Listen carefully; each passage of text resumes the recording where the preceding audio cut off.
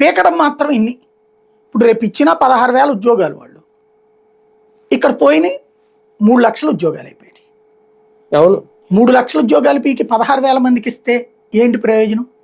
పోనీ అదే ఇప్పుడే అవుతుందా? డిఎస్సిదైనా జూన్ కల్లా అయిపోతుంది అన్నారు. అప్పుడు ఏం చెప్పారు? ఏప్రిల్ మేలలో అయిపోతుంది అన్నారు. ఇప్పుడు ఇంకా ఎగ్జామ్స్ దశ ఉంది, మళ్ళీ దానికి లిటిగేషన్స్ ఉన్నాయి, కోర్టులు కథలు చాలా ఉంటాయి ఇంకా దానికి.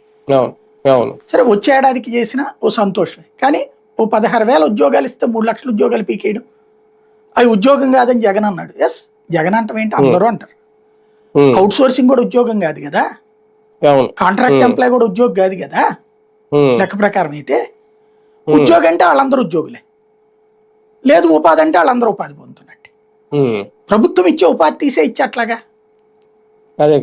కొన్ని వాళ్ళకి ఏమన్నా ఆల్టర్నేటివ్ చూపెడుతున్నారు. ఇంకొకటి వాళ్ళని ఎత్తున ఇంకో భారం వేస్తున్నారు.